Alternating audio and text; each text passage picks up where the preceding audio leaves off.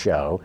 Want to thank everybody who's watching live, and especially the moderators in the chat room. Appreciate your help. Remember, we want your questions for rapid fire. We're going to have David Rand on here later. Email us, viewermail@autolinedetroit.tv, or give us a call, 1-620-288-6546. And remember, we'll have the podcast at the iTunes store tomorrow. Just look for Autoline After Hours. It's free. And we're going to get going here in about 3 minutes or something like that.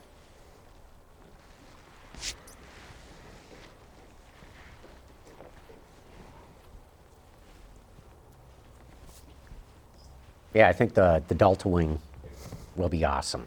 I just wish it was a color other than black. I don't know why. I don't know. I don't know if I care about that. It's just that the shape is so wild in a high I think contrast. it shows better than... If it were white or something, tearing down the Mulsanne, it'd be... You know what? You're right. Yeah.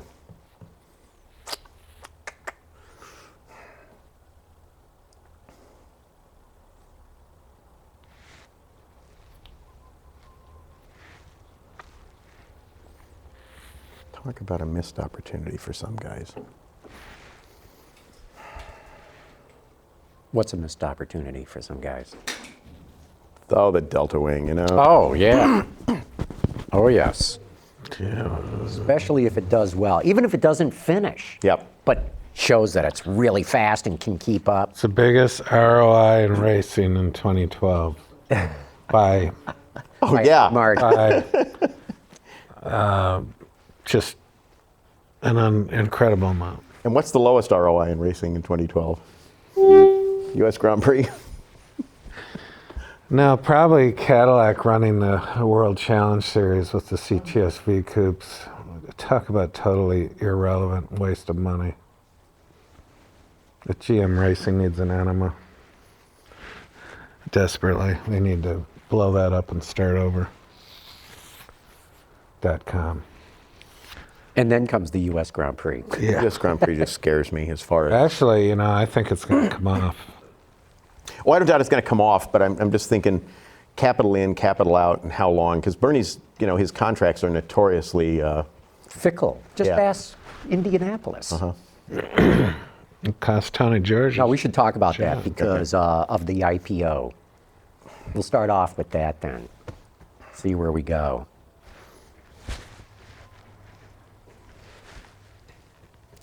10, 9, 8, 7, 6, 5, 4, 3, 2, 1. Autoline After Hours is brought to you by Bridgestone, your journey, our passion, and by Chevrolet. Chevy runs deep. Hey, thanks for joining us again here, folks, for Autoline After Hours, and especially good to be back in the studio with you, Peter. Hey, John. How are you? I'm doing pretty good. You survived Cats is okay. Survived Katz's, survived the New York Auto Show. It was a whale of a show. Yeah, it was a great show. It was, and everybody's saying that. Wow, the best New York Auto Show. Since 1961. And that's Jim Hall, ladies and gentlemen. That's Jim Hall piping up, yes. And yet, there was something missing at the show. But we'll get into that. Oh, we will? Okay, good. I want to hear about that. Me too. So have you been driving anything fun lately, Peter? Still driving the Panamera. Well, that I know. Yeah, that's a fun one. Still liking it. I know, yeah. Who would not like that car? That's for damn sure. I've been driving a 6 Series convertible BMW. How's that? It's a beautiful car. It's a very expensive automobile, well, north of $100,000. But it just doesn't rock me. It's kind of heavy and ponderous. And Looks great as a four-door coupe. As a four-door coupe. There is the Grand Coupe. It's being released for the States. It's 6 cylinders only. But it's one of those things that's like, yeah, that looks pretty okay. It's weird. It works as a four-door coupe. It's a longer wheelbase than your car. I think if I was tooling down Rodeo Drive or if I was in Boca with the top down, and that's another thing. We've had a spate of cold weather here, so I haven't had the top down, so that's what a convertible's all about. Got a heater. Right? We've had sunny weather. I know it's been sunny, but it's not been convertible weather, not for me at least. So that's what I've been in the last week. And like I said, it's a beautiful car, but it's not what I would aspire to. So in the news, F1 IPO. they're talking about $2 billion, this venture capital firm that owns part of it, because it seems like everybody's got their fingers in the pie when it comes to F1. But is this thing going to, $2 billion IPO, is this going to happen? Well, I'm kind of shocked at how cheap it is. I agree. I mean, that doesn't, I heard one figure was more like, the real number was more like 13 billion, but even then. Well, remember, this $2 billion is 20% of all the stock. Correct. So theoretically, if 20% is worth $2 billion, then 100% is worth at least 10. And yeah. So. But that's not even a blip on the radar of an NFL team. Well, I looked that up because that's a really good question. And the average NFL team is valued at about $1 billion. So there's 32 NFL teams. You get the whole team there. The NFL in its totality is valued at $32 billion. Mm-hmm. But to your point, Peter, yeah, that's surprising because F1 being global and whatnot. But it's getting you a relatively small percentage of it. And that's the other issue. It's not like getting 50% of something where you might be able to exert some kind of influence. But let's say you got 10%. And I don't think it's going to go. I mean, I don't think it's going to do what they're hoping it's going to do. Why would you want 20% for $2 billion? Well, here's the other question is, how's F1 going to grow its revenues? Okay, it's big, it's wealthy, but it's not like they're adding all kinds of races to the schedule. As they add them, they cut them. But they have got more races this year than ever. It's 20 races this year. But that's probably at the limit of the capacity of the teams to participate. Right. Otherwise, their heads will explode. Well, exactly. Or you end up, because the absurdity of Formula One in some ways is that everything you do to try to make Formula One. Get your mic back on. I meant to do that. The absurdity in Formula One is the way they try to do these things to make Formula One more affordable. Now, the thing that gets me is this is an expensive race. So one of the things they do to make it affordable, you can no longer have backup cars.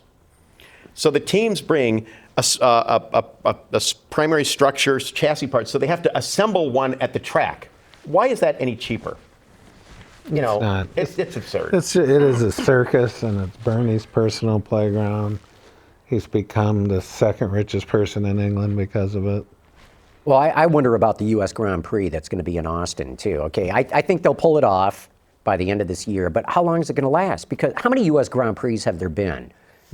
Watkins Glen, Detroit, L.A., Long Beach, Phoenix. Riverside. Well, in 2020, there are going to be 2 U.S. Yeah, countries. right. And I actually think the East Coast one is going to be the one that has the staying power. I mean, Austin is going to be a beautiful track, but how are they going to sustain that track? I don't know. There's not enough of an audience right there to go to it. I mean, they're talking about bringing MotoGP over, but that you need big races there, a lot of them. Right. How long until they do a NASCAR road race there?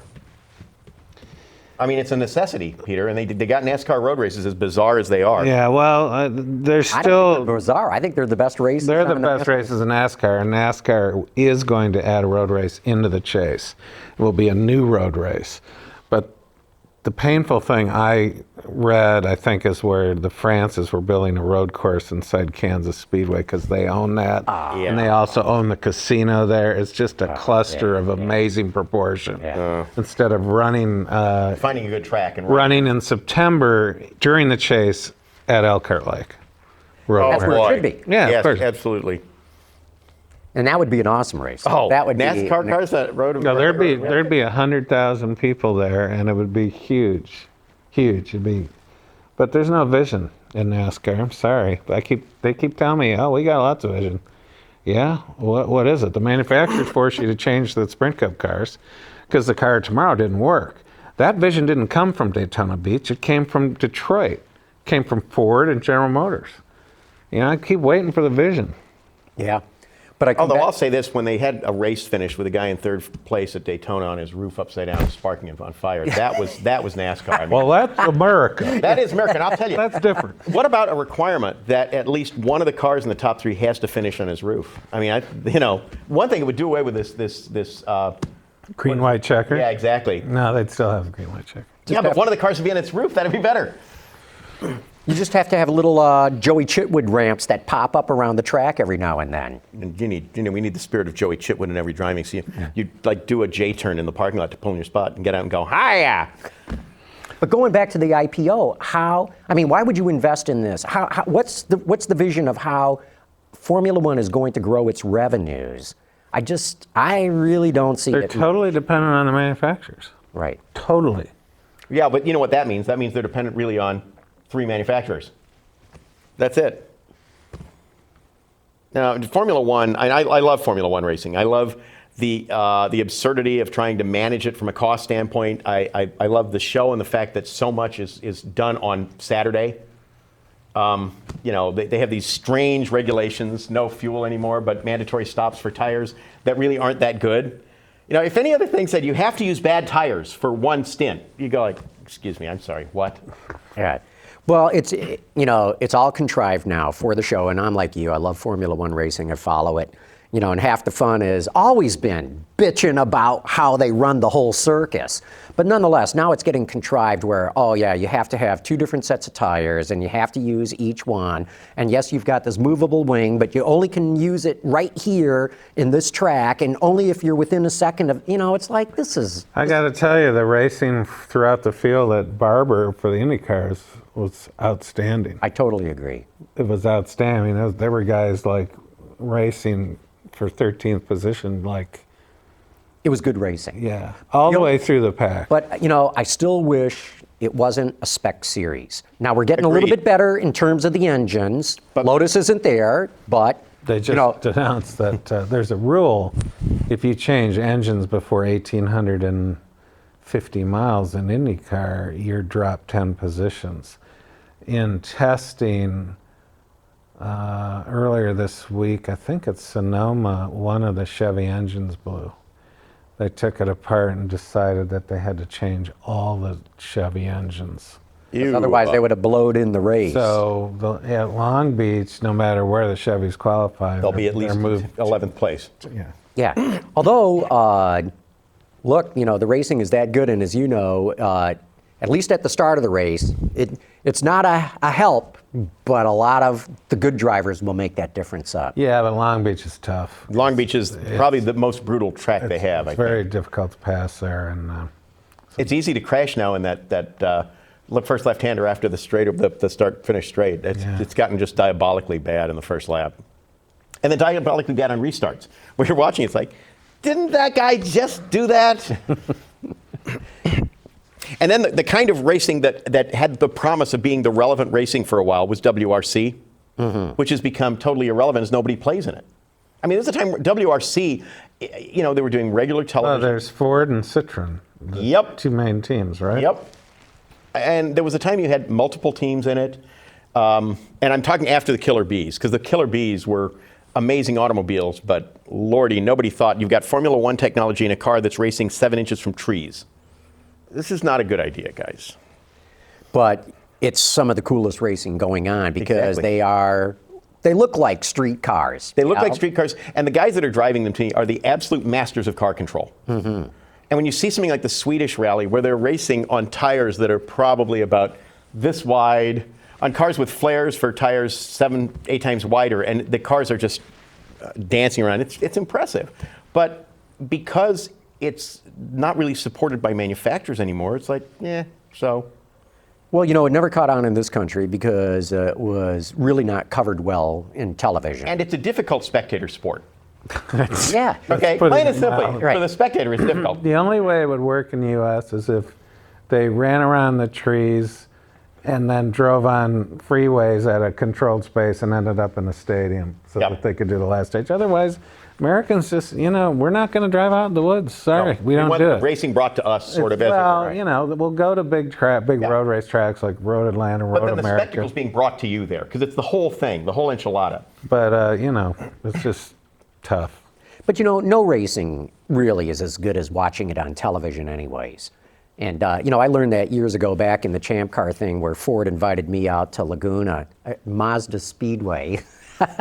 And It's still annoying. And, I mean, I like the team, the Mazda whole and team, and everything. in the pits, they're watching TV. And I'm thinking, what the hell did I come out here for if the teams themselves are watching TV? Formula One races at some tracks are worth it just because of the sensory input. Well, racing's Oh, still I better get in it. person. Yeah. Right. Racing is still better in person. But if you want to follow what's really going on in the race, yeah. You need it too. You need, Well, the best is having a television the right at the headsets track. drive you crazy. Yeah. I won't do that. That's just ridiculous. But for one thing, people who only watch NASCAR on TV have no idea how fast No. they The really cars- are in person on those super speedways, or on a track like Atlanta, where they're going 200 miles an hour, and it's just like an eye opener. It is. I totally agree. But if I want And to know, Indy. and Indy too, no, I totally agree. But I like to analyze the races. I like to anticipate what's going to happen. You know, it you're might right, be, you can't- this guy in 5th place really has got more fuel. The others have got, you know, you don't know that stuff unless you're watching. Well, Indy, the good thing about Indy is, well, if you're fortunate, I mean, you can do the headsets, but if you're part of a suite, you can go up and watch it on the roof and stay out there, then go back in the suite and get an update of the positions and, Yep. you know, but That's not many people can do that. We're Yeah. lucky enough to do it. yeah, but- Indy is great though in person. I tell everyone, if start. someone tells me that they've never been in Indy, I said you owe it to yourself to go once. The start is the most electric moment in all of sport. I'll tell you not another- just motorsport, sport. I'll tell you another amazing track is Michigan Speedway when they ran The twin 125s. well, I was thinking of when they were running the really fast, obscenely fast kart cars, remember? Yeah. Oh yeah. Just the speed there when you were watching, and you could not imagine a car was able to move that quickly and still turn and steer. It was like, Two best oval races ever, in my opinion, was the year that Rick Mears and Michael Andretti dueled at the end of the Indy 500, where Michael went around Rick going into one on the outside to make the pass. On the outside, and the very next lap, Rick did the same move on him and then went on to win. The other one was at MIS when Juan Pablo Montoya and Michael Andretti dueled over the last 10 laps. Still the most exciting oval race I've ever seen. That was just unbelievable. Yeah. Unbelievable. and it's funny because those are both tracks that are very friendly spectator tracks. Yeah. You can see everything, and they're pretty much driver friendly, especially. Well, Indy, you know, Indies, you can't really see everything. You can't. It's just too big. That back straight, if you're in some of the stands, is totally invisible. Right. And conversely, if you're in one of the boxes over on turn 2, there's a big chunk. You don't see 4, which is the saddest part. Because, you know, 4 is where a lot of stuff happens in Indy. Right. Like, Well, the MIS you can see a lot. You can. And it's a very wide track, so it allows the drivers to take all kinds of different lines, which is great for racing. Hey, another thing I wanted to ask you guys about, Ferdinand Porsche passing away. The grandson, not... that's right. It's not Dr. Porsche. Right. Who loved to drive American cars, by the way. Did he really? Ferry Porsche's son, Yep. who designed my all-time favorite car, the Porsche 911. The Ferdinand Porsche, who just died, Yes. designed the 911. Yeah. Nickname? Bootsy. Whoopsie. How'd you get a He name was like Ferry Porsche's son. Right. that? Right. Yep. And, you know, and if you think about it, the 911 is an interesting car because the story Porsche's had when they introduced the 991, the new 911, is impressive when they walk through it and they show the evolution of the car and why it did exactly what it did. And it's very sensible. But what's interesting is they've made a sensible story out of a car that anyone in their right mind would not design today. You would not design a car with the engine behind the rear axle. And they went ahead and did it. But the fact that they were able to use the DNA from a car that was first shown in 1963. The 901 was at the 63 Frankfurt Motor Show. But it really came out of the 356. Right. Well, it did and it didn't. When you look at the cars, you see the idea behind it, but it was not trying to reinterpret a 356. It was trying to do a new car with the constraint that they had. Correct. And it really was a new car. And It was, but I'm just saying, Yeah. you know, rear engine, Oh, air-cooled, architecturally, boxer, yes. blah, blah, blah, blah, Yeah. swing axles, the whole 9 yards, Yep. right?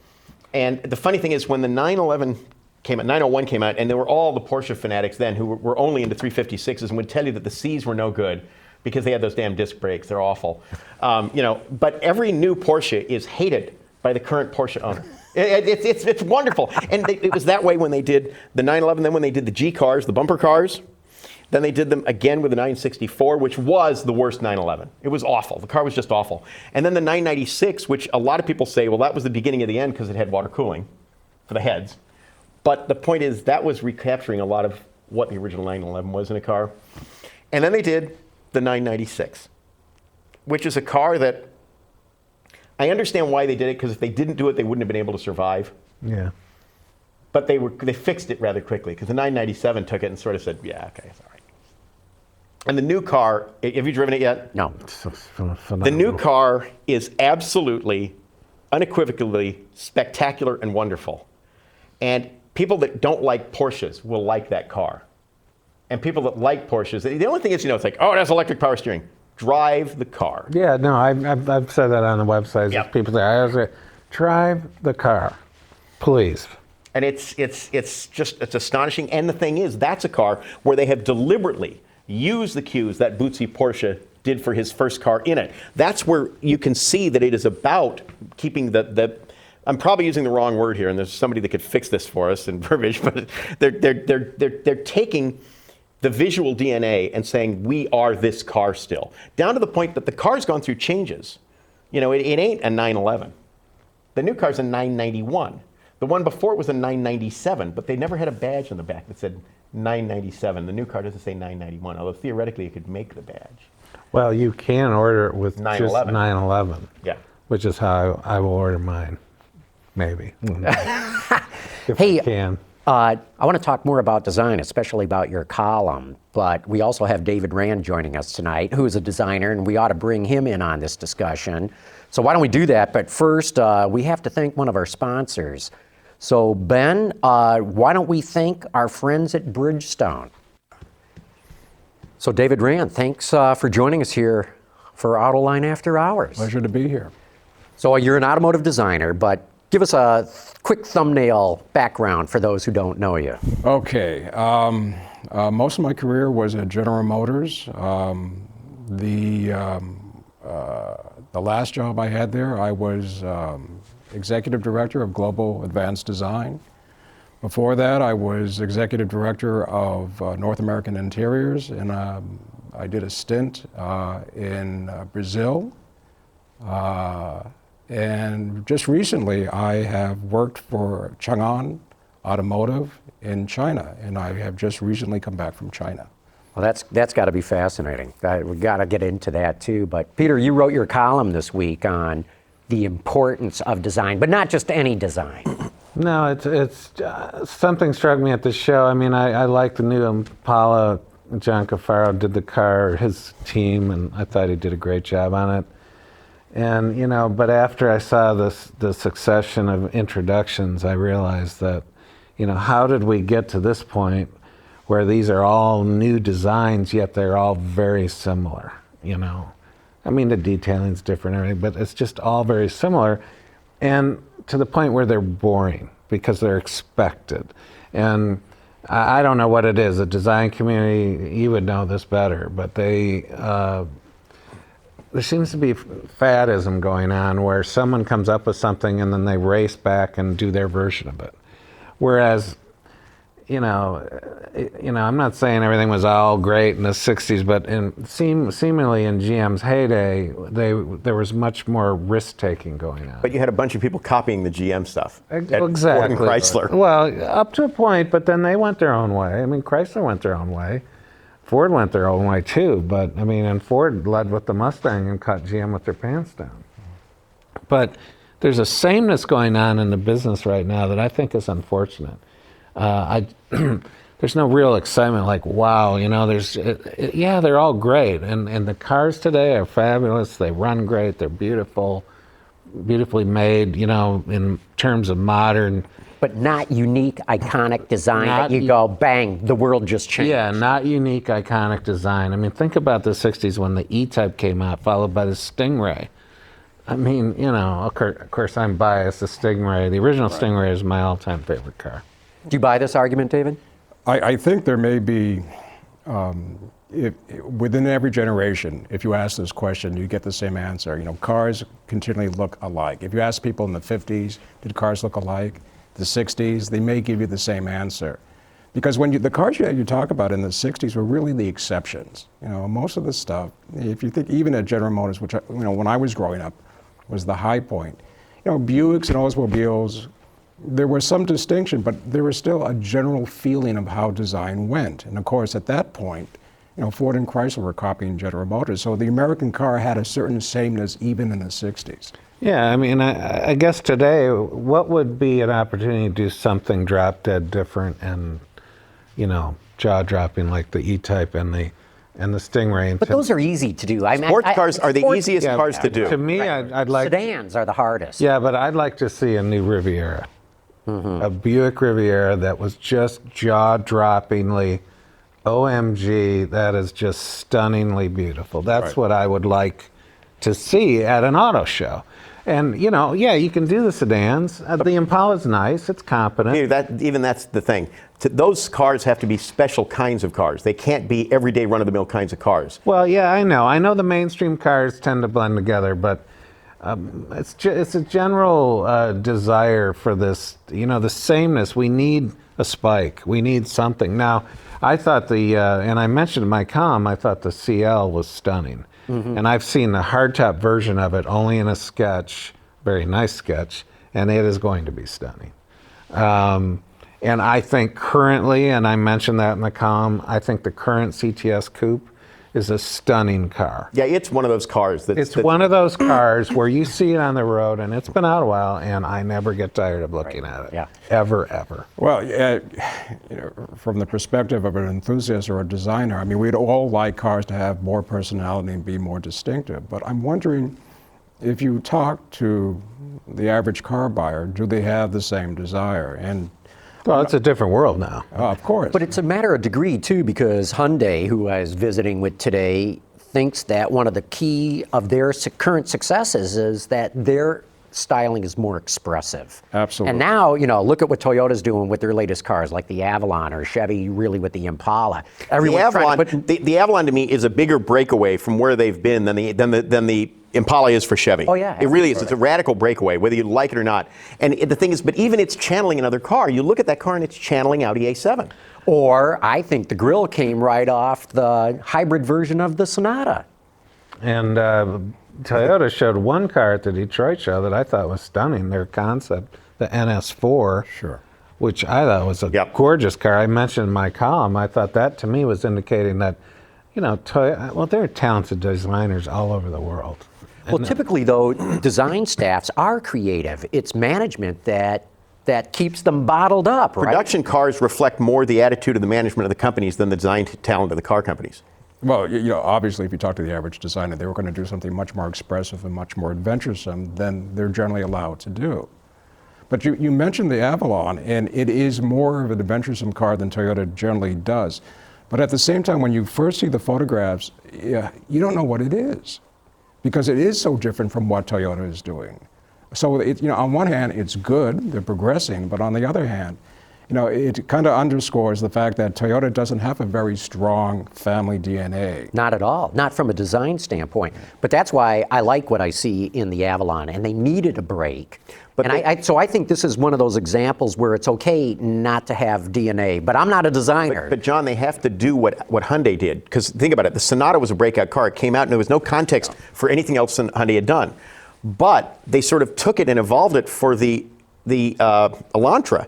So that's what you need. But the thing is, the point is, that's what you're doing. When you do these cars, you have to use them to feed your brand, so you've got a brand theme. Well, and hopefully there was a strategy when they did this. In other words, they didn't just, you know, fall on the Sonata and say, okay, this is pretty good, let's copy it again and again. Yeah. Hopefully at the beginning there was a strategy that stated we're going to start with this and then build on this going forward with other cars. But the thing is, if Toyota doesn't do that with the Avalon, if they don't proliferate that design DNA, then they had an opportunity that's been totally missed, and they could do another car that could be just as radical for what it is, but have no context. So it's like it's another car that just doesn't fit in with what we think a Toyota is, and they don't do products that sort of establish what a Toyota is visually. Well, it also tends to say that if they go into another design direction after the Avalon and says, well, we're really not serious about this design direction, and that says something about the design department and Toyota as a whole. And the management that selects the cars. Absolutely. I'm just very encouraged to see them make this break because they've recognized that this aura of invincibility that they had with quality It's currency they can't trade on like they used to. And their advantage, Well, former that's advantage. the price of admission. I mean, if you don't have quality, Right, but for so long, Toyota was able to do so well. That was their of course. that was their DNA. That and fuel efficiency. Yeah. They were just perceived as having better fuel economy, whether true or not. And they know them days is gone. And I give Akio Toyota a lot of credit because I think he's the guy who just said, hey, guys. Personally, I think he gets all the credit because the company inertia would have kept it going the way it was. It would have. But let's be honest, this isn't the first time Toyota has said that we're going to get more serious about design. They've said that years ago. Yeah, but they're serious before was they put the little pig nose on everything. There was, they let's make the badge bigger and move it up the hood so with the hoods, that's all there was. That was their design DNA. So what they had was hood DNA. That's why the NS4 was, to me, in Detroit, was so impressive. And that's why the Camry and the Avalon were unimpressive. Well, the Camry, totally unimpressive to me. I think the Avalon's actually pretty decent. Well, yeah, but it's not like the NS4. No, the NS4, I'm hoping that's their future direction. The Avalon, they just kind of tweaked at the last minute. I mean, let's face it, I've beat it to death, but design is the ultimate initial product differentiator. Sure. Absolutely. And it will be even more important going forward. And the best example we have is Hyundai. What did Hyundai lack? Quality and reliability. Number one, they fixed that. What was the second thing they lacked? Design. They went out and hired some talented designers. What are they working on now? Vehicle dynamics. They're not there yet. Yeah, they have a ways to go. Yeah, but the design component is really accelerated. Yes, very. And, design will, I mean, if we have this democratization of technology, so you have these $25,000 cars jam-packed with technology that 5 years ago you'd never see, unless it was an exotic, then design is really going to become more crucial. The other thing about design, when you do it right, it's a marketing function, in that it makes a statement every time a customer sees the car that they don't get if you have a nicely styled car. It's like, okay, yeah. Go look at Audi. I mean, when people see Audis, I mean, Audi took them 12 years, but they've transformed their reputation, their image on the street. It's all about street image. Bill Mitchell had the most fabulous gut for street image, I think, in history, maybe besides Harley Earl. Well, I keep making the point, too, that he reported directly to the chairman. And man, I think there's no way better than to get attention to what you're doing and have everybody go, yes, sir, no, sir, 3 bags full, sir, as to when you report to the chairman. To a chairman of a company, and the chairman understood the business he was dealing with, unlike subsequent chairman of General Motors. Absolutely right. You know, the thing that the failure of General Motors is that the people who should have kept the company out of trouble were the people that put the company into the position it went into. And financial. Speaking of Hyundai and its quality, one of the ways that they fixed quality at Hyundai is the guy who was put in charge of getting it straightened out reported directly to the chairman. Yep. Didn't come up through the engineering ranks or PD or whatever. No, it went right to the chairman. Which in a Confucian company is a problem, because the Confucian philosophy is all through Hyundai, the parent company, and it's one of the problems. Confucian philosophy, one of the bases is you respect your father, and by doing that you will respect everyone. You will gain respect. And the other part of it is that because of that aspect of it, if you're disrespectful to the chairman, you're disrespectful to the company and all the people that work for it. So getting anybody that pushes the organization in a company like Hyundai to do it, unless he can get straight to the chairman, it'll get filtered out and he'll get parked. Yeah, and getting parked in Hyundai is a problem because there's a lot of them. This is, I think, one of the problems that the Chinese will have going forward. In what way? What do you mean? Well, the reporting structure, at least from what I experienced and what I have been told by journalists and other designers, is the companies tend to be very inward focused. They do clinics, they do some research, but you're basically trying to please the chairman. And if the chairman thinks that he's the design director and the engineering director, and before he moves on to his next job, the companies won't be competitive. For a long time, I think people assumed that China would go the way of the Koreans, that in another 10 years it would be fully competitive. I don't believe that anymore. Really? Oh, fascinating. Why not? Because part of the structure. I think products tend to be a reflection of the culture and the capability of a company. And given the culture that I think the Chinese companies have, copying is okay there. Copy is fine. There's nothing wrong with it. In fact, it was actually a heartbreaking experience to see designers that were basically doing Photoshop and not clean sheets of paper, and trying to say, this is not the way to do it. This is not a good thing, and having to explain that. But they've got to recognize that. I mean, there's got to be people in China who are recognizing that we just can't. If we. And as you know, brand building they recognize as one of their weak points. And You're not going to build great brands by photoshopping other people's designs. But it's a very strange situation because on one hand, China has every brand, automotive and others, competing in that country. It's the place to be right now.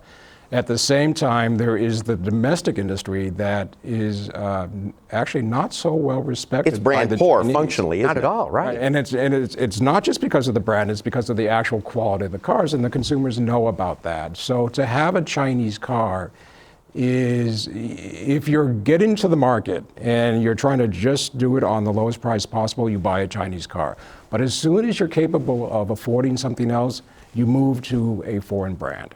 What do you make of this move by the Chinese to force all the foreign brands to start an all-new Chinese brand? It's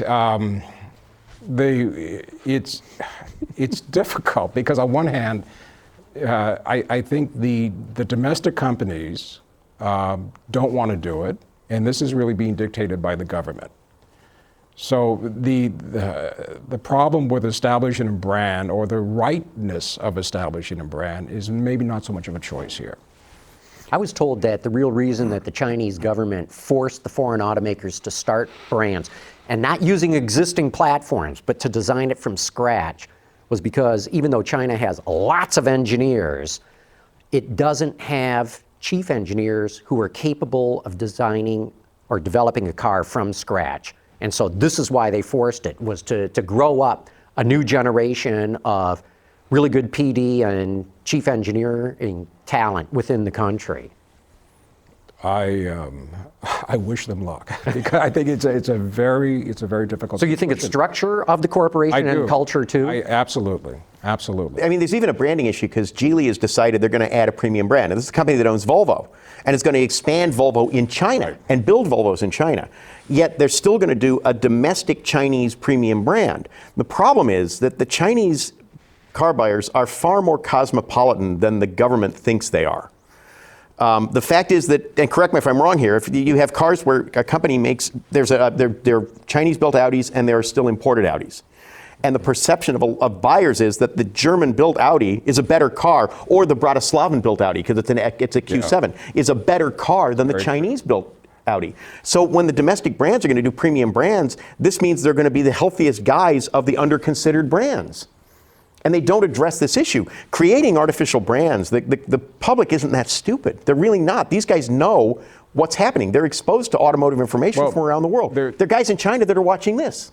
There are two groups of Chinese. One is the cosmopolitan Chinese in the major cities, who are as brand conscious and aware as anybody else is on Earth. And then there are the more rural Chinese who are basically buying cars based on the nearest dealership and, again, price here, and may not be as educated as the others. But these two groups still exist. The irony is, given the fact that the Chinese are so brand conscious, they are very aware that the German versions of their German cars are better than the Chinese versions. And I asked one journalist about this, and I said, the rumor is that the Chinese versions are not as good. And he said, yes, that's true. And he was driving a Mercedes C-Class, and I said, if you know this, why are you driving this? And it said, well, you don't understand. It's for my family. So it is. There are a lot of dynamics that happen in China that I don't think we're so aware of. But clearly, the prestige brands right now are as the industry begins to moderate. I think 2011, everybody is aware, was really the first year in 10 years that you weren't getting double-digit increases. Still, the prestige brands are doing wonderfully Just well. fine, yeah. The luxury segment really hasn't slowed that much. No, in not China. at all. They're not impacted by it. So you don't see the Chinese government, or not government, but the Chinese auto industry, changing anytime soon then? Well, I used to believe that at any point in the near future, the Chinese would have gotten all the intellectual property they needed to be, world competitors in the industry, and at that point they would politely disinvite everybody. Yeah, and say thank you, foreign "We're done, friends, we're helping us. Yeah. Bye-bye. You're right. And I no longer believe that at all. Wow. I think it is. One person said that, despite having the expertise or being exposed to the expertise and be able to, buy whatever talent they needed, they would still basically have to go through the learning process that everybody else did. And the decision-making process that's unique to their system. We talk about Hyundai just being on the, kicking butt and taking names, and they are, but at one level they really aren't. Their growth since they came to the United States market, 1.1%, 5.1%. In how many years? 25 plus? It took them 25 years to hit 5.5% market And the share. interesting thing is, in Europe, they get to a point where their consideration has grown in these little steps, and once it hits the step, it flattens out again. And part of that is they are also constrained by the Confucian philosophy in the company. The smartest man in Hyundai is the chairman. The chairman makes the best product planning decisions there are because he's the chairman. Now, common sense tells you that nobody's that good. So they're still making mistakes. The thing is that they've decided to proliferate their range and put money where they hadn't done it before. So they're going to win anyway, just because it's the concept of the Texas sharpshooter. Texas sharpshooter goes up to the side of a barn, gets a gun and just starts firing away. Then when he's done, he goes and paints the bullseye around the biggest cluster of shots. That's what we're seeing. We're seeing the fact that they're shooting so much, a lot of it's landing. But you think about it, we today, and we know there's one brand that didn't work. The Veracruz didn't work. Right. And that not everything is panned out the way they want. But that's true of every car company. Of course it is. But the thing is, this is a case where the decisions may not have gone through the normal product planning procedure or even the product development decisions that they would go through in another non-Hyundai company. Every company does product development and product planning differently. And each one has some strengths and weaknesses. But if you lay over that a culture that doesn't reward progressive thought to move forward and get us more, because that's what General Motors culture for the longest time didn't do. Right. GM was a company that innovated for decades.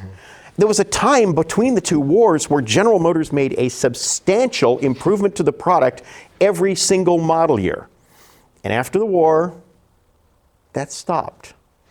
And then GM started making decisions for itself rather than for customers. And by the time you got to the Roger Smith, Jack Smith, and Rick Wagner period, they were so insular, they wouldn't know what the right decisions were.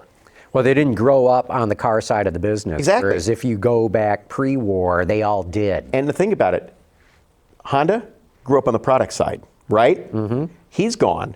They have people now that are from the business, and look what's happening to the company. I mean, this is a repeated thing that if you do not keep your focus on product, if you don't, you're going to pay for it. And you may not think you're ever going to pay for it. GM didn't think they were going to ever go bankrupt. Do you think anybody in 1982 saw that? No. No. So going back to China a minute, David, I got to believe there are talented Chinese designers there. There are.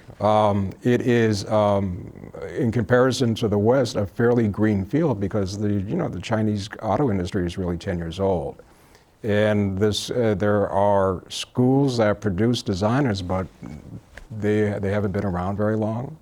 So most of the designers that you have there are fairly green. There are not a lot of experienced designers.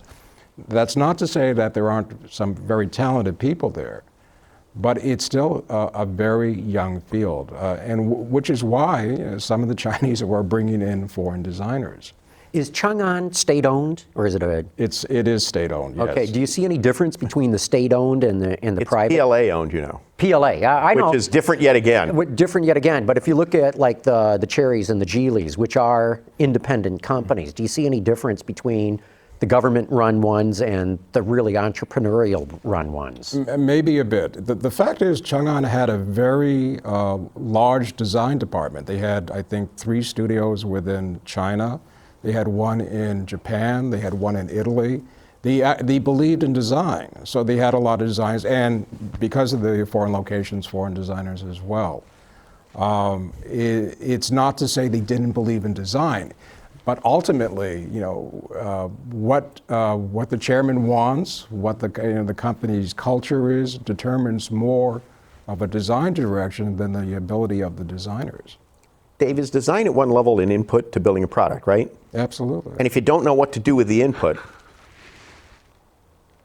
you have to design the car, but if you don't know what you're doing with the design data, you don't have any data at all. Well, I think Wayne Cherry said it well a while ago that you're only as good as your customer is. And you can hire the best talent you can afford, but if you don't listen to it or you don't incorporate it, it doesn't mean anything, does it? That's right. Giugiaro designed the Eagle Premier. That's right. Or it was let's put it this way: his car was approved. That they approved that car and then they did it. So Yeah, it's funny. It's not on his resume. No. Hey, we ought to get to some of the questions from our viewers right now and see what's coming in. Ben, we want to go to rapid fire, but before we do that, we have to thank Chevrolet for being one of the great sponsors of this show. It was more than a car to him. It really was his baby. Oh no, that's my old Chevy. Dear God. Okay, this is the part of the show where we go to our audience for questions. We call it rapid fire, and Ben, let's get it going.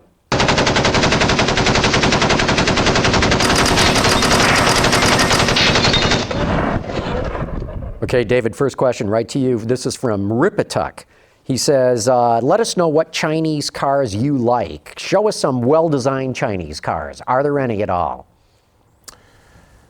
There are. The fact is that a lot of the Chinese car designs were done by the Italians in the last 5 years. So there are some nice sedans out there that have a little bit. They're quite professionally done. They have a little bit of character, Italian character, quirkiness to it.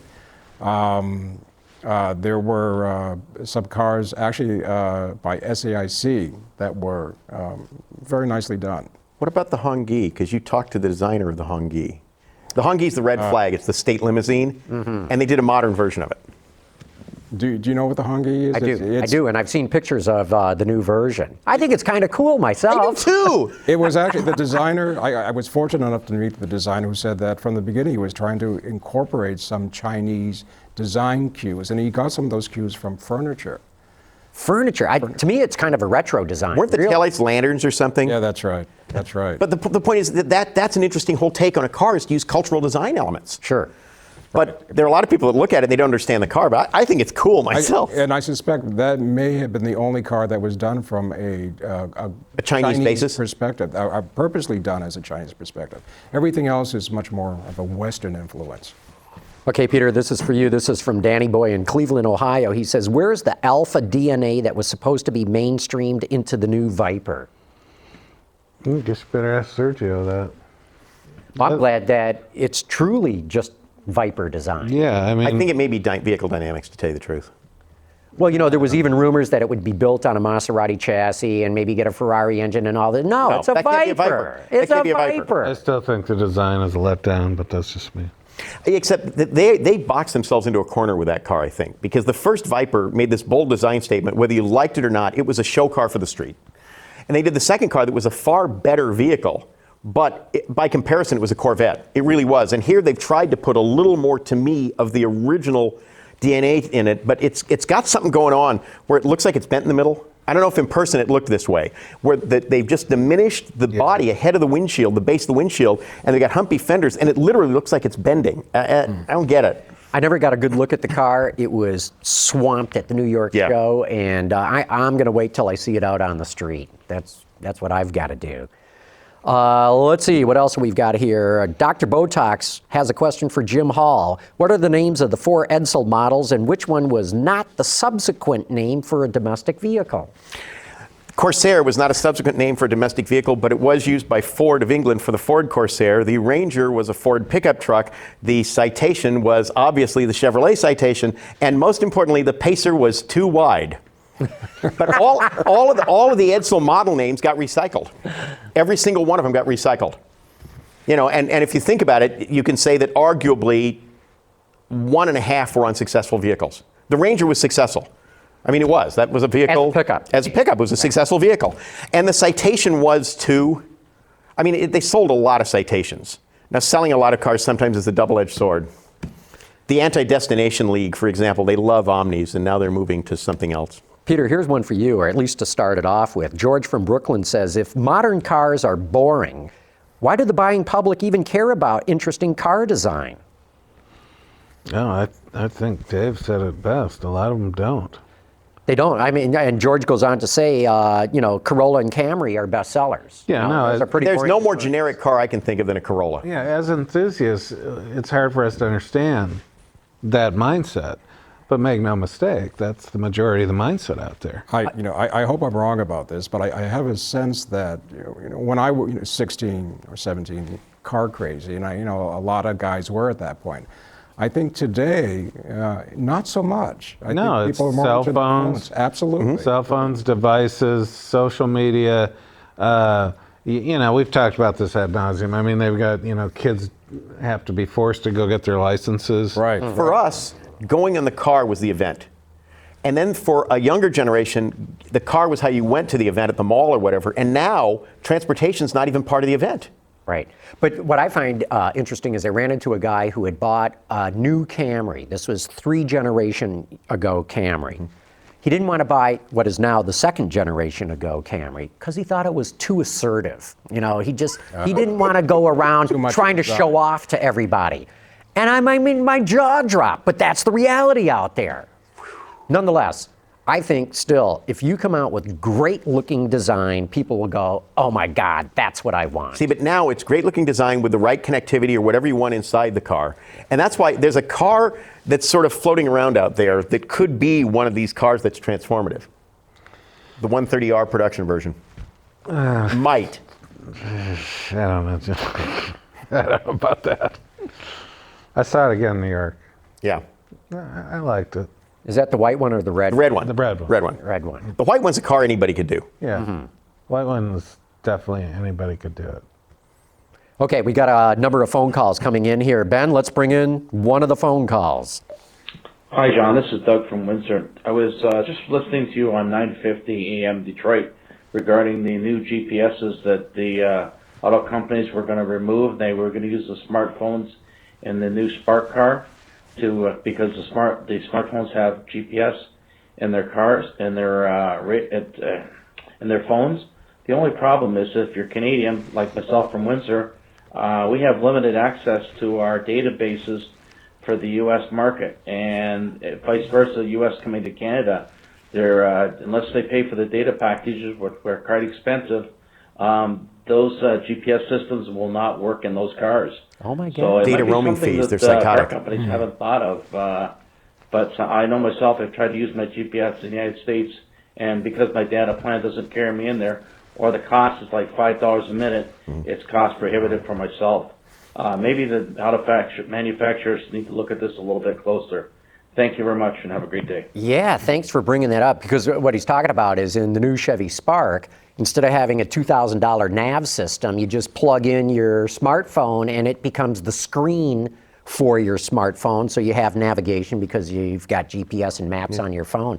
But I didn't know that about Canada. But data roaming in general, even within the states with some plans, if you get the wrong carrier and you go some places, your data charges they're eye-watering. So that's going to be a problem if you end up using it for that. I mean, he's absolutely right. You know what? That's when you get a map, a paper thing. Not only that, it's recyclable and it's reusable. Okay. Difficult to use when driving. Yes, but people used to. I mean, Okay, Ryan wants to know, since Opel is going to Australia and some Latin American countries for the first time as Opel, the brand, why not bring it to the U.S. to sell small Mini Cooper and Fiat 500 competitors?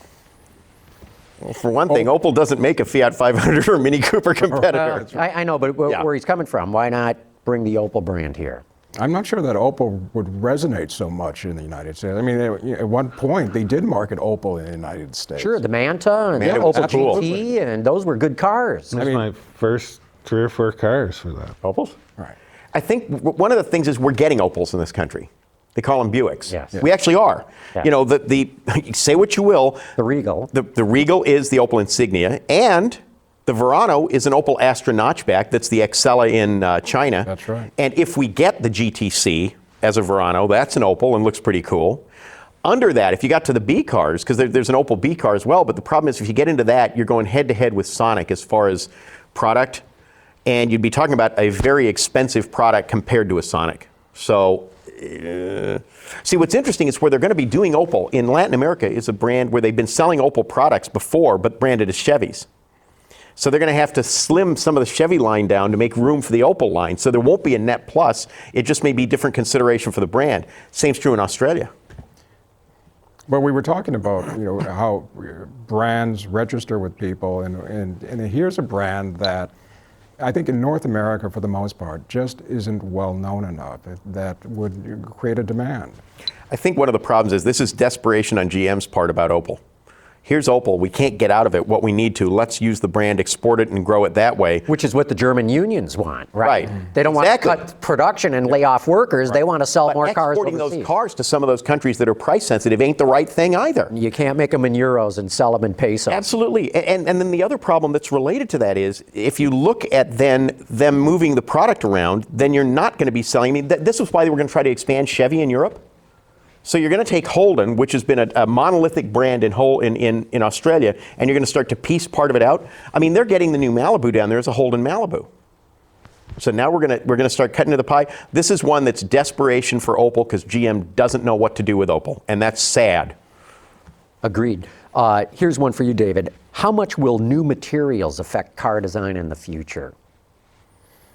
Well, I'd like to think that there's nothing better than a design that can't be done, that couldn't be done before because of either technology or materials. So, if you can make the material an enabler for the design and then do something different, that's great. But what new materials are we talking about? Yeah, what is out there? I mean, I think we're going to see a lot more magnesium going forward and a lot more carbon fiber going forward. Ford and Dow just announced today. Low-cost carbon fiber. Right. In high-volume vehicles, Right. not low-volume sports cars. But I'm not sure how low-cost carbon fiber would be used in the form of a car, or what difference it would actually make. Mm-hmm. See, with low-cost carbon fiber, there's a question anyway. The basic material, even if you get the cost out of it, is still not going to get close to steel. Yeah. I mean, it really isn't. Now, steel is becoming a more sophisticated material as they're doing high-strength steels, and they're alloying steels and so on. So steel's getting more expensive, but there still is a pretty substantial gap there. Now, it'll come down because of what the Dow thing, and actually the company that BMW is working with has got a lot of cost out on carbon fiber.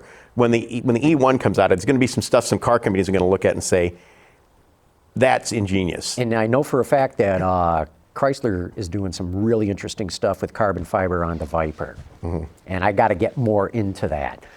Hey, we got another phone call here, Ben. Let's bring it in. Hi, this is Jeff W. in Albany, New York. In looking at the impressive new Chevy Malibu and the new Impala, I couldn't help but ask myself, does GM need Buick in North America anymore? And do either one of you honestly see GM investing the time and resources to restore Buick back to a premium brand, or should they consider phasing Buick out in North America? Thanks. Actually, Buick was being considered for phasing out right next to Pontiac. There was one thing that really saved it, though. China. Absolutely. Buick exists for China. Okay, but to his point, do you really need it in North America? Well, You've got it in China. The interesting thing about GM, once the great contraction happened and everyone said, this is it, I still believe GM should be Chevrolet and Cadillac. And, Buick belongs here just for nostalgia reasons, but I'd rather have Pontiac. But, I think GM can get away with being Chevrolet and Cadillac. The concern I have with Buick is that Buick has a tremendous opportunity that they don't have with Chevy. It's a neutral brand to the youngest buyers out there. They don't know what it is. And if they had the right product, they could use Buick to grab those buyers and have a price position that they could use to cultivate above Chevrolet. But the product ain't there now. It takes a rethink of the product. It needs stuff like a very small, very premium, and I mean, not premium, well, it takes the micro exotic. It takes a Buick that makes people look at it and it bitch slaps them and says, we aren't what you think we are. Because you got a whole generation, for them, it isn't even their grandparents' cars. And they can't do that with Chevy because Chevy is such a monolithic brand. These guys have an idea of Chevy, whether it's relevant or not, because Chevy builds trucks or whatever. That's the opportunity they have. But that necessitates imaginative marketing and a commitment to long-term marketing that General Motors has not shown it's willing or capable of doing. Okay, Peter, George from Brooklyn. Other than the Prius and Camaro, what current car design will people remember 50 years from now? Prius and the Camaro. There's a combo. Yeah. You know, I don't know. There's a whole bunch of them that people are going to remember. You named one for sure. CTS Coupe. Absolutely. Absolutely. David, what do you think? Anything out there now that you think will be a collector's item from a design standpoint 50 years from now? 50 years from now. I keep wondering, what will be from 10 years from now. Yeah. I think some of the Aston Martins today are really classically beautiful cars Yeah. that I think will be remembered. Some of the exotics, I think the Audi R8 is strong enough to be remembered in 50 years. Mm-hmm. What about Corvettes? I'm not sure. I mean, on one hand, today's Corvette is such a good car. Yeah. It's such a great car. And But it ain't no 63 Stingray. It's not From a a six- styling And that's my standpoint. point, Right. because it is a great car. Yeah, Yeah, and from a design standpoint, I think it's very well done for what I it agree. is. But is it a 50-year now it is car? No. Whereas the 63 still is, and will be 50 years from now, I think. Next Yeah, I year, agree with that that. car's 50 years old. Car's 50 years old next year. The Corvette? The Stingray. Oh, the Stingray is. The 63 Yeah. Stingray. Yeah. It's Yeah. 50 years old next year. That's an issue. That tells you something about the nature of that design. If you look back 50 years and say, what were the cars that were that noteworthy? It means that already the E-Type's 50 years old. That's right. So then you say, now, what were those cars in their context? And we're old enough to sort of remember those cars, albeit as kids. But the Stingray was like nothing you'd ever seen. The E-Type was like nothing anybody had ever seen, even though it was an evolution of design philosophy that was all over the D-Type. See, the question came in as stating that the Camaro will be remembered, and I think the Camaro is one of GM's most handsome designs right now. But all the cars you've mentioned are cars that are standout cars. They were not mainstream cars. And that was part of the reason people remembered them. See, go back 50 years ago, and what were the standout cars 50 years ago? High volume cars. 1962. What were the standout cars from 1962? Or a car that was in its existence in that. To me, there's one. It's Corvair. It was a standout car.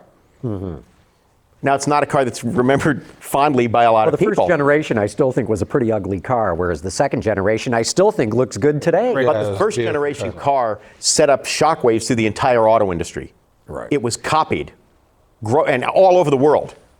And I mean, that's a significant design. There's another American car that we've discussed that I think a lot of people may disagree, but the 61 Lincoln Continental Yeah. was a standout car at the time.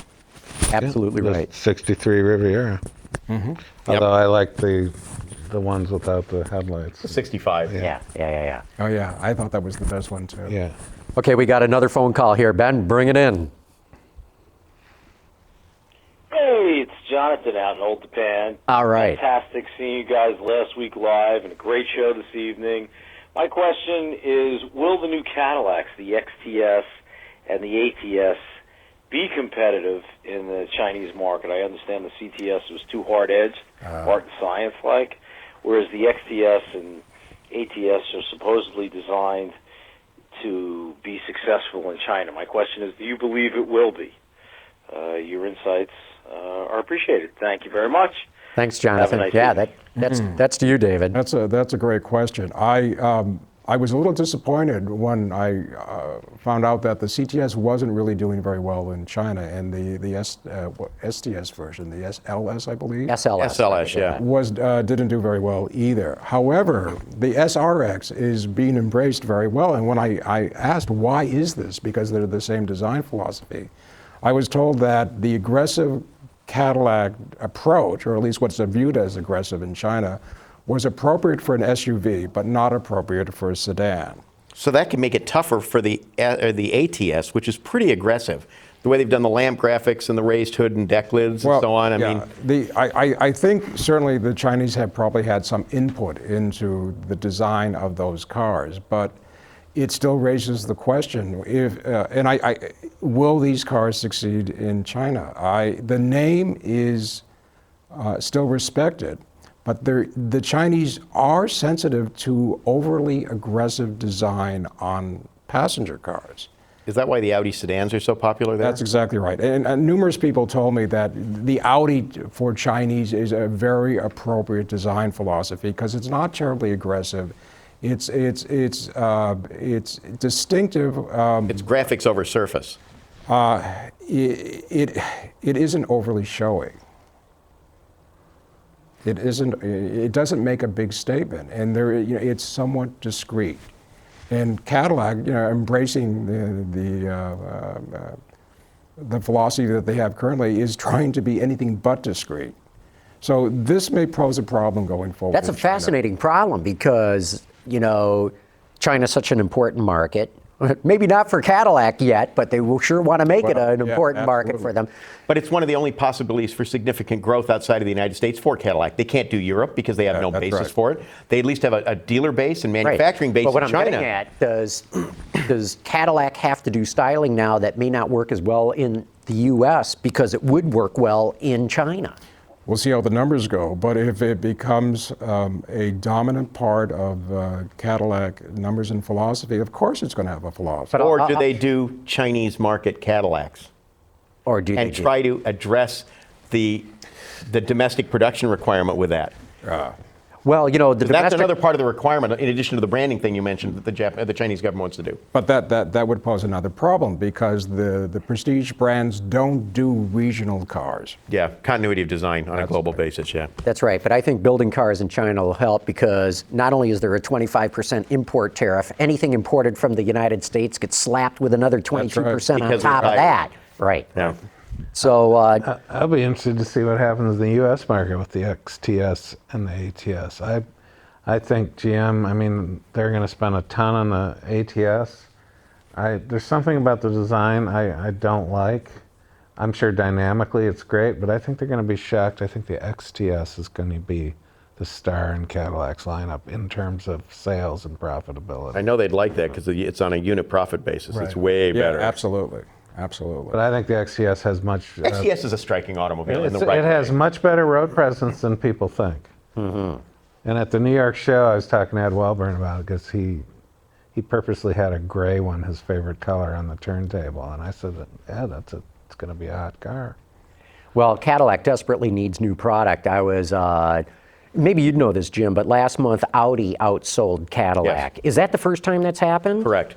I think that should be a wake-up call. But, getting 2 new cars this year will definitely help and Cadillac. Bear in mind, Cadillac also had a shortage of product as well because they'd been tapering off the nonetheless, DTS. Audi has been closing the gap but month by month. They've been doing it as they've been dropping one of their higher volume, albeit fleet cars with no backfill. Mm-hmm. See, that's why the XTS is at a lot of levels a very important car for them. And it's important for the dealers because they're dealers now that are feeling the pinch.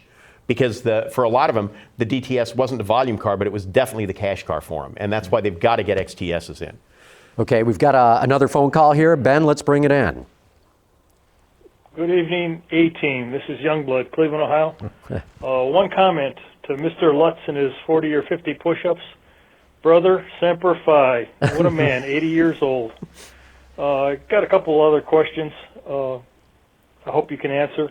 Is the DeltaWing going to hit any U.S. races? I know it's going to Le Mans, but I just wondering if it's going to catch any races in the United States, like maybe Mid-Ohio or something on that order. And how about that Daytona prototype vet win, first ever? I thought you might want to talk about that. Later, dudes. Bye. Thanks, Youngblood. Well, ironically, the DeltaWing program ends at Le Mans. At least right now, so it's debatable. The ALMS wants it over here, so we'll see. And as far as the Corvette win and DP and Grand Am, that's a body kit. They can call it Corvette all they want. It's a body kit. Has a Chevy engine. Has a Chevy engine. It looks kind of like a Corvette, but... Okay, Crayon Braking's got a question for you, Peter. What does the NS4 represent? A completely new model or a new direction styling-wise for a current model? I think it's, I took it as a signal of Toyota's future design direction, period. It's a design philosophy model. Yeah. Mm-hmm. Okay. It's pretty cool. It is very nice. Very nice. DC Auto Geek wants to know, can Lincoln create a luxury experience for buyers while still sharing floor space with Fords? They don't. There are a lot of former Lincoln Mercury dealers that are now Lincoln-only dealers that are bleeding from their eyes and ears because they don't have Mercuries. So it has to work there. Yeah. They have got to get the Lincoln retail experience at those Lincoln dedicated dealers, which I think are like 94% of the dealers they've got out there. They have a lot of standalones. That those guys have got to make it work. They've always had in smaller markets the Ford, Lincoln, Mercury dealer franchise. In those cities, it won't change. But where we've got the standalone dealers, they have got to make that dealer experience work. And even if they do that, it may not be enough. Well, also, like I said on the site, you know, Toyota set the table for customer service with Lexus. I mean, they wrote the book, they raised the bar, all that. Lincoln has signaled that they are going to open a new 5-star restaurant in that space. And that's, you know, that's fine. But ultimately, what does it come down to? The product. If the product is there and the experience just enhances it, fine. It's not the other way around. The experience is cool and the product's not so good, it's not going to work. Well, I agree with that, but if you remember, you know, Saturn for years had... Oh, that was the smoke and mirrors brand. Absolutely. It was only the dealer experience. Right, but it kept the brand going, even though the product was lacking Yeah, you're behind. exactly right. I'm not so sure the Lincoln brand, I think, deserves more. But the thing is, the Lincoln brand is about baggage, where Saturn wasn't. I think the reason Saturn worked as an experiential brand was nobody knew what a Saturn was, so they sold the experience. With Lincoln, you say Lincoln, and we get 10 people in a room, we're going to have 11 opinions about it, and it's going to be product-centered. Yeah, well, Hal Riney created an aura for Saturn that the product didn't deserve. I mean, it was beautiful, whimsical, you know, springtime in Spring Hill, and people bought it. I mean, there was one study, I remember 70% of the Saturn buyers didn't know that was GM. And they tried to keep that quiet too. Yeah. So you're right. I mean, yeah, the experience may work, but I think, yeah. See, the Lincoln, the boomers are predisposed. Whoever had fond memories or bad memories of Lincoln, they will at least look. I think it's the younger buyers that Lincoln will have to go after. And they need to give them a reason to look, and the product's the easiest way to do it. Yeah, I think actually it's a great opportunity because there may be some baggage associated with Lincoln now, but I think there's enough people who really don't know what the brand is, so there's enough room to reinvent it. Yeah, it's an open canvas, but I will say this, and I love the MKZ. It looks good in person, the production car looks good. They need a big rear-wheel drive Lincoln. They absolutely need a big rear-wheel drive Lincoln. They need a statement car. They need a statement car. It doesn't automatically have to be rear-wheel drive. To wit, the Audi A8 works as, but it's got to be the right car. It has to be a right big car. It's got to have rear-wheel drive proportions. Right. Yes. I don't care if it's all-wheel drive. It has to be a statement. I think the MKZ, you know, you haven't seen it in the I haven't seen it in the flesh. And it makes a big difference, Dave. The pictures don't. I'm reserving opinion. Okay. But it isn't the breakthrough car, the design statement that Lincoln has done in the past. No, I agree with that, but it is a breakthrough in the sense that for the first time now, Ford is saying, "What we're going to spend the money to differentiate it." So we will have at not least going to be fascias. No, it'll be an identity for Lincoln. Right. And they're in it for the long term. They understand it's got to be the long term. Well, they're in it for long term until one of the bean counters says They've said this before. Yeah, that's true. When they were part of the Premier Group. Right. Yeah, they have shown very little ability to execute long-term strategies when the financial guys say, you know, you're spending a lot of money and we got no incremental sales, and they will start. That's my fear. Or they get incremental sales and they go, "Oh, we got this problem licked." Right. You're right.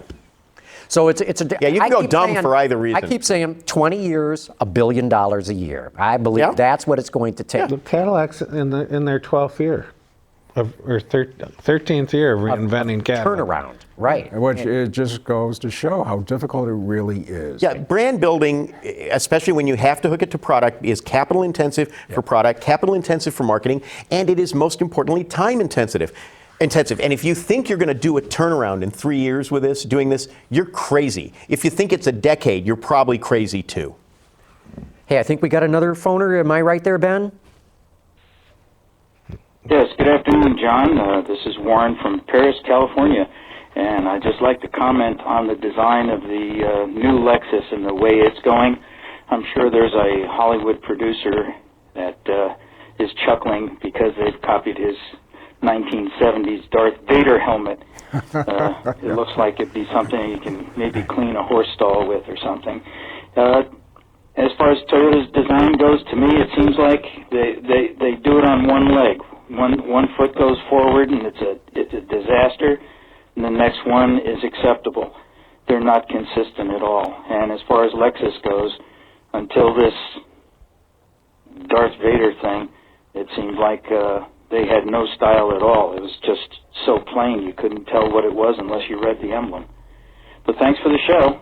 It's good to have everybody together here. Thank you. Yeah, thanks for the call.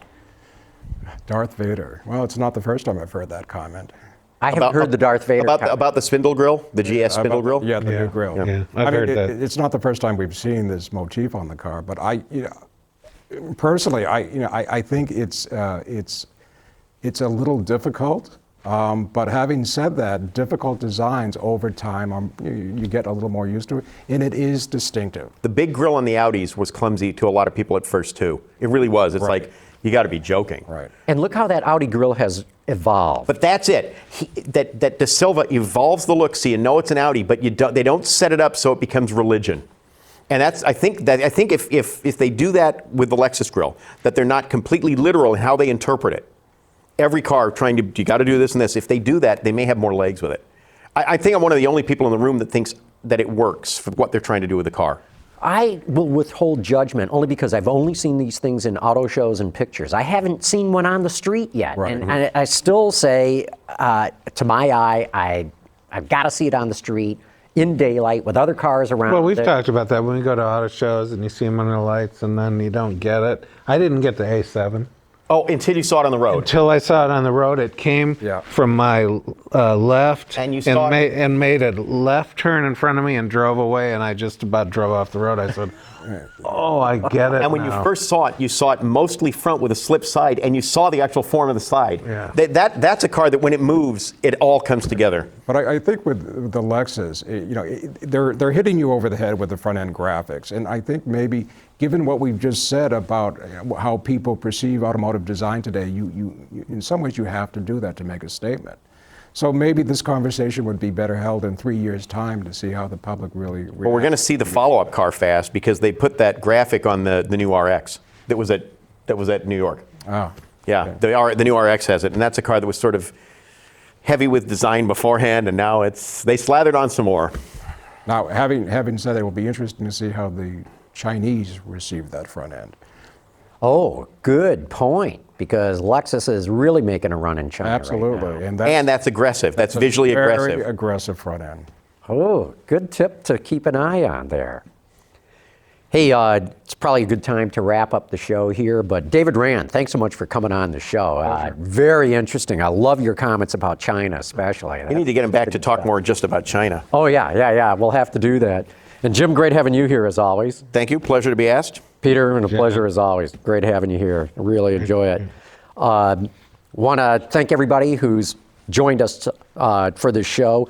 We also want to give a shout out to Nate Anderson for helping us get the furniture here on the Autoline After Hours set. That's from Office Furniture Solutions. You can visit them at ofsonline.com or give Nate a call at 248-668-0077. And thanks everybody for having joined us tonight. Autoline After Hours is brought to you by Bridgestone, your journey, our passion, and by Chevrolet, Chevy runs deep. So yeah, we're done. Yeah, yeah. And the RX, the GS, I like the GS. I actually do. I like the interior. The rear is the most anodyne part of the car. It's like, I think the body side, there really isn't much going on there. The rear isn't much going on. I mean, the only place that car really makes a statement is the front end. Actually, it's nicely proportioned, and the silhouette on the car is very, very nice. The car still reminds me, as the generation before that, of BMW 5 Series. Last generation 5 Series, especially the graphics on the side view and the rear. And it's like, you can't do this. You can't be